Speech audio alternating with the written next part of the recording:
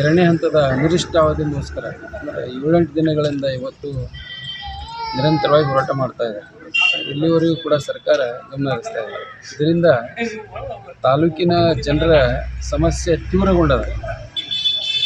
Village account ಪ್ರತಿಯೊಂದು ಇವತ್ತು ಕಾಗದ ಪತ್ರಗಳು ಆಗಬೇಕು ಅಥವಾ ನಡಿಬೇಕು ಅಂತಂದ್ರೆ ಅವ್ರು ಕಂಪಲ್ಸರಿ ಬೇಕೇ ಬೇಕು. ಒಂದು ಜಾತಿ ಆದಾಯ ಇರ್ಬೋದು.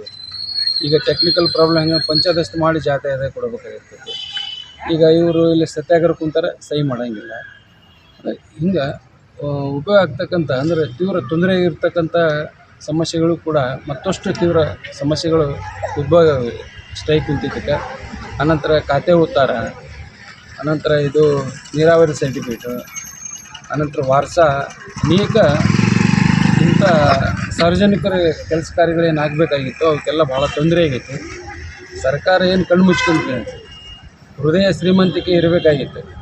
7 ದಿನ ಆದರೂ ಅವ್ರ ಬಗ್ಗೆ ಗಮನ ಹರಿಸಲಿಲ್ಲಪ್ಪ ಅಂತಂದ್ರೆ ಇಲ್ಲಿ ತಾಲೂಕಿನೊಳಗೆ ಗ್ರಾಮದೊಳಗೆ ಎಷ್ಟು ಸಮಸ್ಯೆ ಆಗುತ್ತೆ ಅಂತೇಳಿ ಯೋಚನೆ ಮಾಡದೇ ಇರ್ತಕ್ಕಂಥ ಸರ್ಕಾರ ಬೇಗನೆ ಅವರ ಸಮಸ್ಯೆಗೆ ಪರಿಹಾರವನ್ನು ಕಂಡುಕೊಂಡು ಸಾರ್ವಜನಿಕರ ಸೇವೆಗೆ ಮತ್ತೆ ಅಣಿಯಾಗುವಂತೆ ಅವರಿಗೆ ನಿರ್ದೇಶನ ನೀಡಬೇಕಂತೇಳಿ ಈ ಮೂಲಕ ನಾನು ಸರ್ಕಾರಕ್ಕೆ ಒತ್ತಾಯ ಮಾಡ್ತೇನೆ.